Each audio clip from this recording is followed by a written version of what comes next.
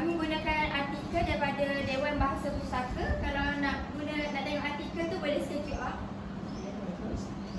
Tajuk artikel kami ialah burung sebagai cerminan keseimbangan ekosistem. Keuntungan pertama yang dapat kami jumpa dalam artikel tersebut ialah keuntungan semantik. Keuntungan semantik daripada secara umumnya ialah kajian tentang mana sesuatu perkataan, frasa atau ayat yang digunakan dalam komunikasi dalam lisan ataupun tulisan. Dari segi bahasa, ialah ilmu yang mengkaji perkaitan antara lambang atau perkataan serta ayat dengan makna. Keutamaan wacana dapat dilihat berdasarkan kepada kepanduan makna yang wujud dari sesuatu wacana. Pertama ialah apabila kita setiap perkataan setiap ayat mempunyai maksud yang tersendiri dan mereka mempunyai makna dan tujuan mereka. Baiklah, pertama ialah sebab dan tujuan. Burung berfungsi dalam sesebuah ekosistem untuk menjaga kebersihan alam sekitar. Sebab ialah burung berfungsi dalam sesebuah ekosistem ialah sebab, dan tujuannya ialah untuk menjaga kebersihan alam sekitar. Tujuan burung tersebut ialah untuk menjaga alam sekitar. Yang kedua ialah sebab dan hasil. Burung pemakan serangga pula berfungsi sebagai pengawal perosak semula jadi yang membantu mengawal populasi serangga. Hasilnya ialah apabila burung pemakan serangga wujud, hasilnya dapat membantu populasi dapat membantu mengawal perosak semula jadi yang ada di ekosistem. Akhir sekali ialah penguat isi. Malaysia sangat kaya dengan biodiversitinya dan termasuk dalam lingkungan 12 buah negara mega kepelbagaian biologi di dunia. Kekayaan biodiversitinya dianggap antara 60% hingga 70% daripada jumlah biodiversiti dunia. Penguat isi bagi ayat pertama ialah termasuk dalam lingkungan 12 buah negara mega kepelbagaian biologi di dunia. Ia menunjukkan bahawa Malaysia ni ialah negara yang kaya dengan biodiversiti. Dia dapat membuatkan lagi isi yang Malaysia ni penuh dengan biodiversiti. Okey, kalau saya ingat kalau lebih baik Aisyah dia punya warna yang lain untuk menggambarkan sebab dan tujuan, sebab dan hasil dan penguat isi.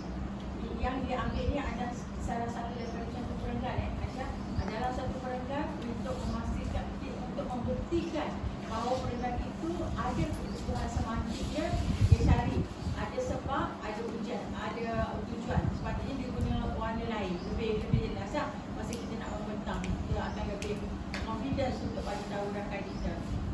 Dan sebab dan hasil. Kadang-kadang penguat isi itu adalah kalau kita ada contoh pun boleh juga. Kalau cikgu ambil contoh sebagai penguat isi pun boleh dikategorikan penguat isi juga. Kalau cikgu gunakan contoh dalam pada perenggan, contohnya akhir tu ada contoh cerita tu. Contoh kepada nak mengukuhkan lagi isi-isi itu juga dikatakan penguat isi. Boleh cikgu? Boleh nampak ke apa yang dimaksudkan dengan penguat atau kebutuhan semantik? Okay, dalam jurnal-jurnal DPP memang kita akan jumpa perkataan ini. Tapi kalau jurnal-jurnal yang dikeluarkan oleh bukan DPP, ada guna, ada tak guna. Okay, kalau ada jurnal-jurnal yang tidak berdaftar dengan DPP, dia tak guna kebutuhan semantik pun tak apa sebab dia tidak ada pakar penilaian dia. Tapi DPP dia ada pakar penilaian yang akan menilai jurnal-jurnal yang orang buat dia. Okey. Itu yang berlaku di jurnal DPP. Okey, terus. Terima kasih Aisyah.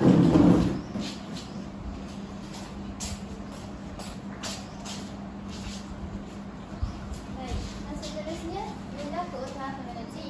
Sebelum itu saya ingin menerangkan apa itu fonologi. Fonologi adalah kajian yang dilakukan mengenai pola bunyi bahasa, iaitu bunyi-bunyi yang berfungsi dalam sebuah bahasa. Ianya ilmu tentang perbendaharaan fonem sebuah bahasa. Dan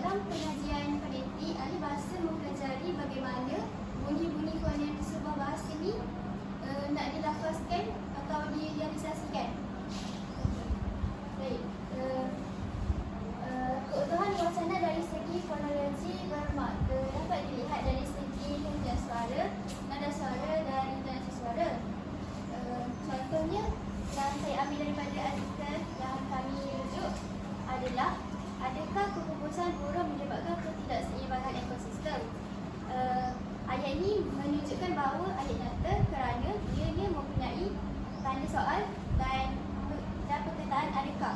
Jadi ianya menunjukkan ada intonasi suara dalam ayat itu. Cuba buat intonasi suara ayat tanda tu. Ayat tanda. Macam mana kalau kita dalam kelas, kita nak bertanya pada pelajar. Mesti ada intonasi dia kan? Boleh tak? Saya pakai apa hari ni? Tanya juga tapi tak ada intonasi. Tidak ada kebutuhan fonologi. Syakir kenapa pakai baju t-shirt hari ni? Tanya juga tapi tidak ada kebutuhan fonologi. Kalau cikgu macam mana dia tanya? Cuba Ahmad, guna intonasi suara atau pengertian suara, nada suara yang menggambarkan itu adalah ayat tanda. Adakah keputusan murung menyebabkan ketidakseimbangan satu ekosistem? Okey, adakah kena intonasi suara buat di situ ada hentian suara, adakah keputusan burung yang menyebabkan ketidakseimbangan ekosistem. Maknanya setiap ayat tanya, ayat penyata, ayat seru, semua tu ada fonologi yang berbeza. So, saya harap cikgu boleh fahamlah walaupun Aisyah dia tak boleh gambarkan dengan suara yang kita tak mengajar lagi. Kalau dalam kelas cikgu nak tanya macam mana tu? Ni kelas ajar 2. Macam mana nak tanya? Guna ayat macam mana? Boleh guna ayat macam ni ajar 2? Boleh ke tak boleh? Tak boleh cikgu. Contohnya saya, kenapa pakai baju Syakir, kenapa pakai baju t-shirt? Tu sekolah menengah. Syakir jawab, sedatilah hari ni tak nak gosok baju, jadi saya pakai dah t-shirt. Syakir boleh jawab gitu? Boleh. Kalau sekolah menengah, memang macam tu jawapan dia. Kalau Syakir ni sekolah rendah, Syakir, kenapa ni pakai baju t-shirt? Syakir akan jawab apa? Terlupa, mak saya tak gosok baju. Hari ni memang kena pakai baju t-shirt sebab hari ni adalah hari Go. Okey, itu ayat jawapan daripada sekolah rendah. Beza kan? Kita kena tengok aras pelajar. Bagaimana tahap pelajar tu, adakah ia sesuai dengan ayat tanda yang cikgu kemukakan pada pelajar. Ayat penyata pula keputusan burung menyebabkan ketidakseimbangan ekosistem. Ayat ini menunjukkan bahawa ayat dia mendata je, tak ada intonasi suara, tak ada intonasi suara dan nada suara. Kepupusan burung telah menyebabkan ketidakseimbangan ekosistem. Kalau kita mengajar, semasa kita mengeluarkan, kita nak kukuhkan lagi keutuhan fonologi, biasanya kita gunakan soalan pada pelajar. Betul cikgu?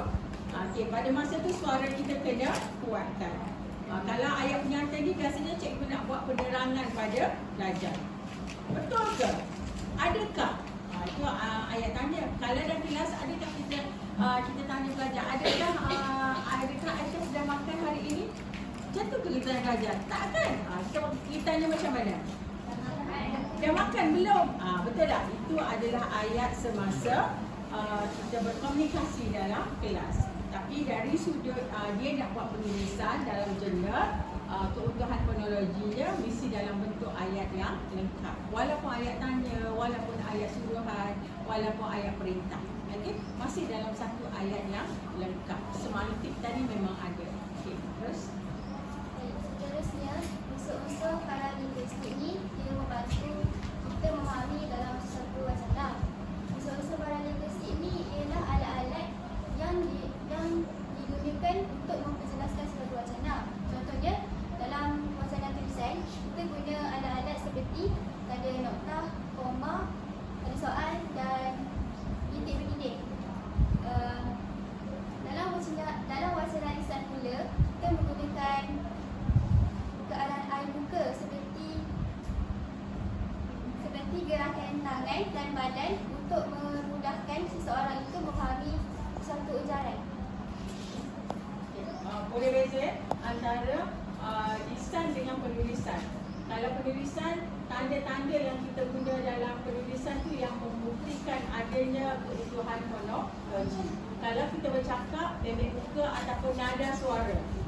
Okey, nada suara. Aida, kamu ada dengan saya hari ni? Pada masa ni tu kamu duduk kat kampung sekarang?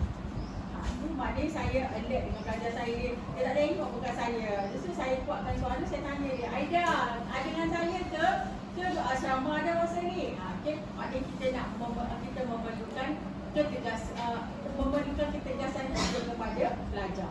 Dalam kelas, elemen keutuhan fonologi ni sangat penting secara lisan.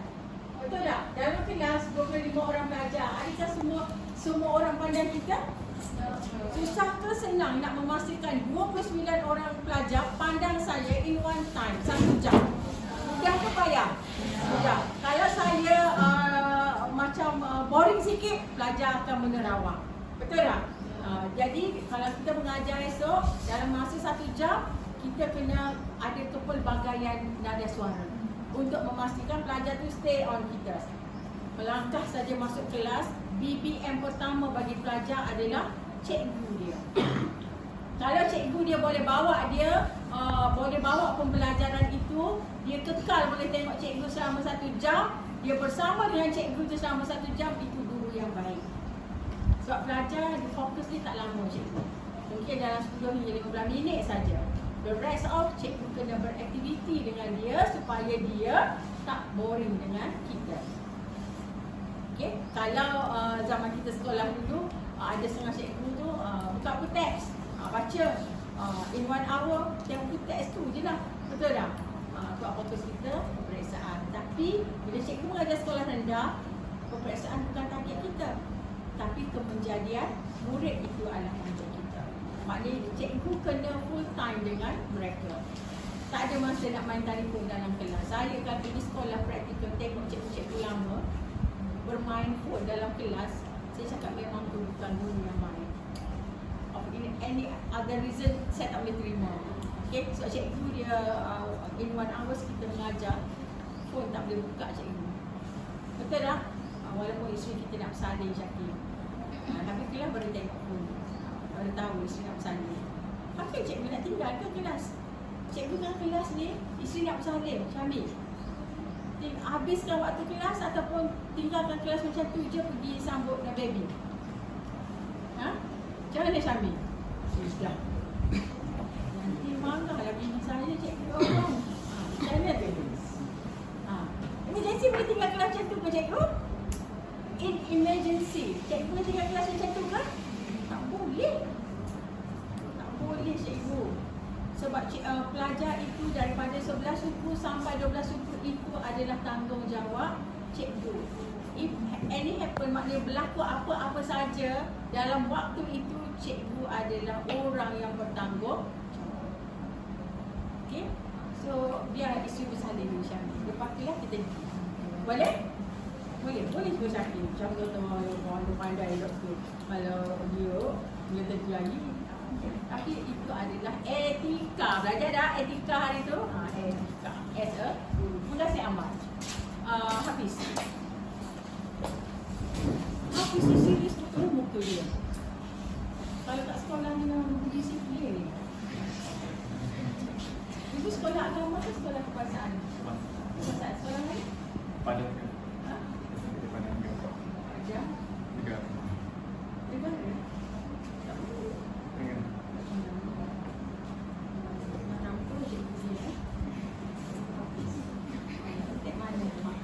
Jadi yang seterusnya, dalam keutuhan wacana yang saya akan bentangkan pada hari ini adalah keutuhan leksikal.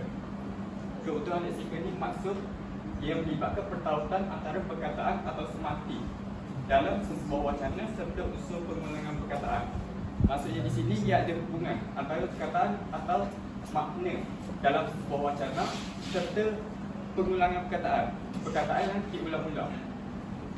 Keutuhan leksikal merujuk kepada keutuhan bahagian wacana, iaitu antara perkataan leksikal dalam wacana tersebut. Hal ini menunjukkan keutuhan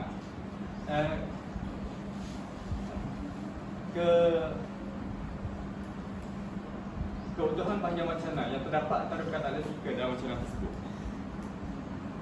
Keutuhan leksikal yang pertama adalah hiponi. Hiponi ini bermaksud perkataan yang mempunyai makna umum tetapi merangkumi makna yang khusus. Maknanya di sini hiponi ini adalah perkataan yang ada umum, asas. tapi dalam tu ia mengandungi banyak makna-makna yang khusus.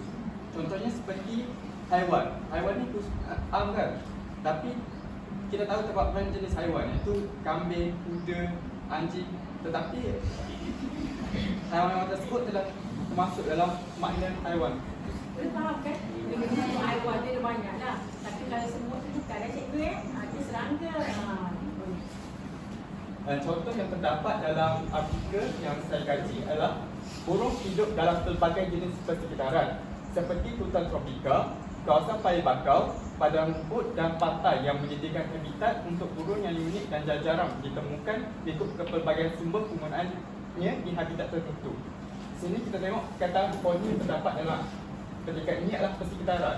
Kita tahu terdapat banyak jenis persekitaran yang ada, iaitu persekitaran sejuk di Antartika, persekitaran panas di padang gurun dan di lautan.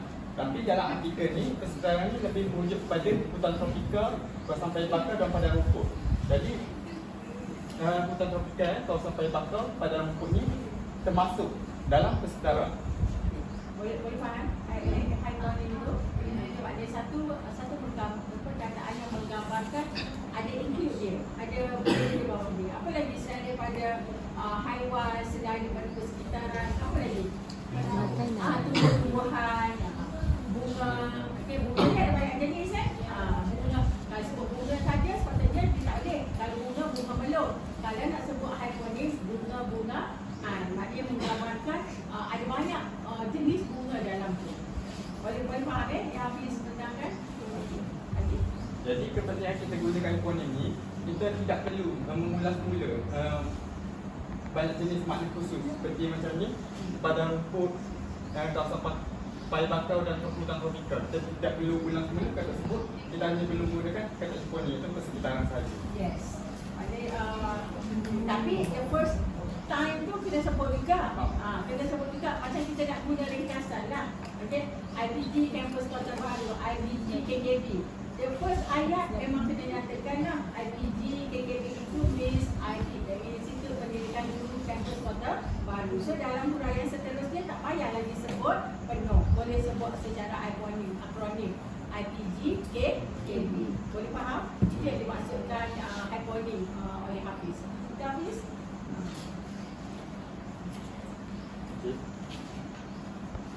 Yang seterusnya, keutamaan leksikal adalah homonim. Homonim ni maksudnya adalah perkataan yang bunyi sama tetapi memiliki erti yang berlain. Maknanya perkataan yang sebutan, ejaan dan cara ejanya adalah sama tapi berbeza. Maksud berbeza. Perkataan ni kita gunakan, ia boleh jadi beza bila kita penggunaan ayat biasa. Contoh yang terdapat dalam artikel adalah yang pertama, berdasarkan sumber daripada laman Sawabi Base, terdapat 893 spesies burung yang direkodkan di Malaysia. Okay. Yang kedua, kebanyakan orang yang membela burung akan meletakkannya di laman rumah mereka. Dalam ayat pertama, laman yang dimasukkan sini adalah laman syariah yang kita gunakan untuk melayani, mencari maklumat atau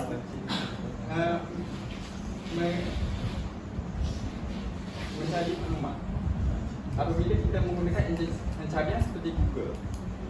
Manakala untuk ayat yang kedua, laman yang dimasukkan sini adalah persekitaran di rumah kita, iaitu laman, halaman rumah.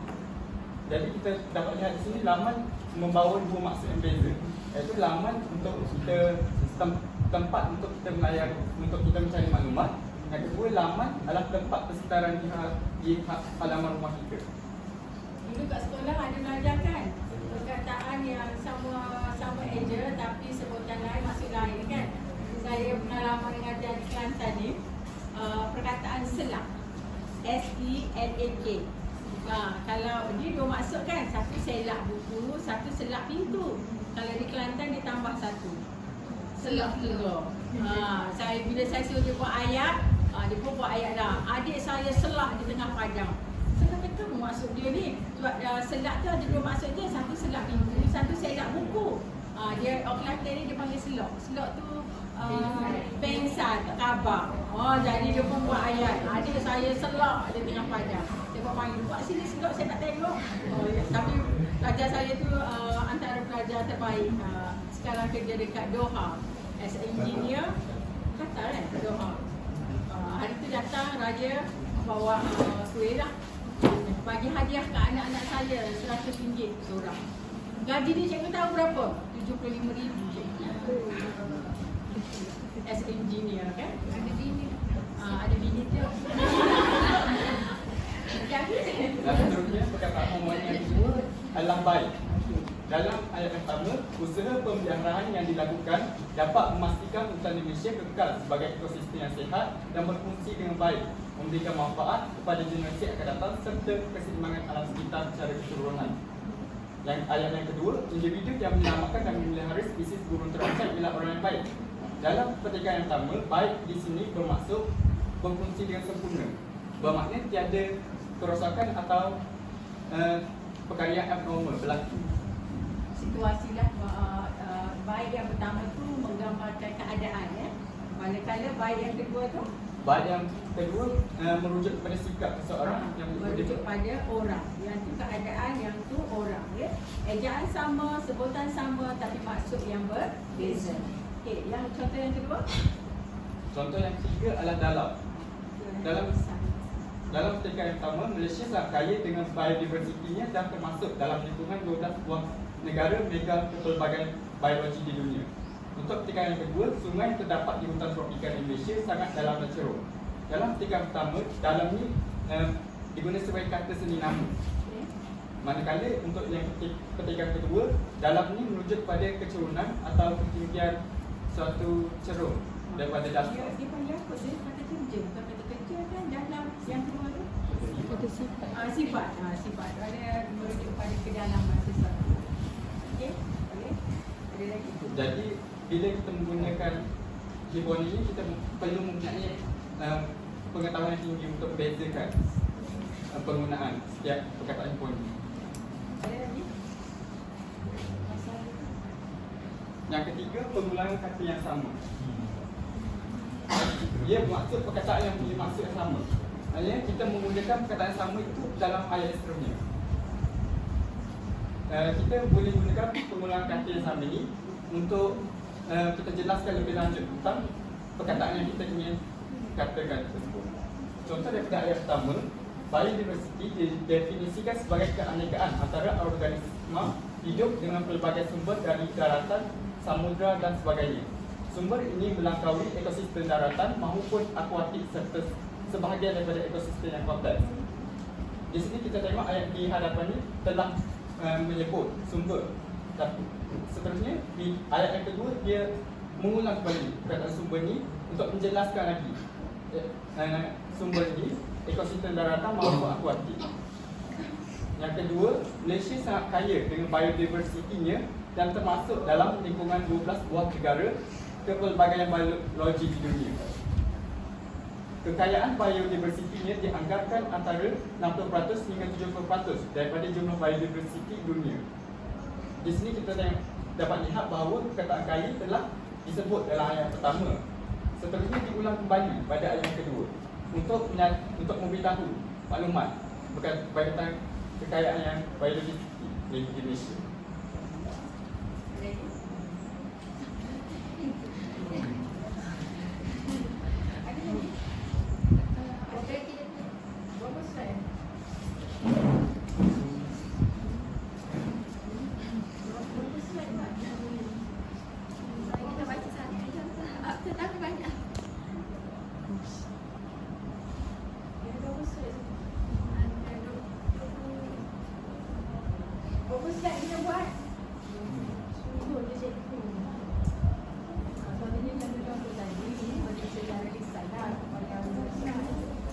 Okey, masa dah tamat Aisyah.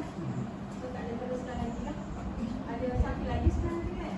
Tuan, drama kabar. Sikit-sikit, satu sikit je. Tarik dulu.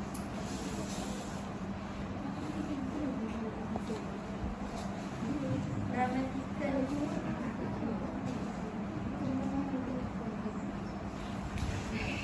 Tak ada soal jawab kalau nak soal terus soal sebab masa dah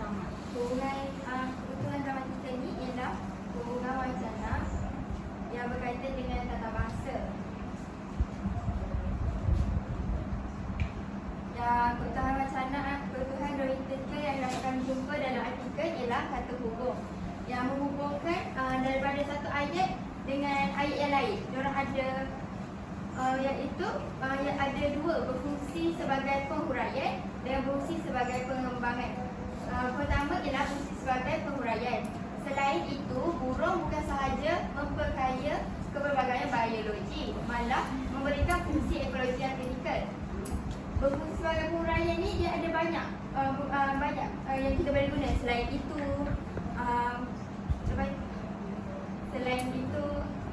seterusnya Semua perkataan yang berada di awal benda dia berfungsi sebagai penghuraian. Kita nak mulakan huraian baru, sama ada isi pertama ataupun sambungan daripada isi-isi yang lain.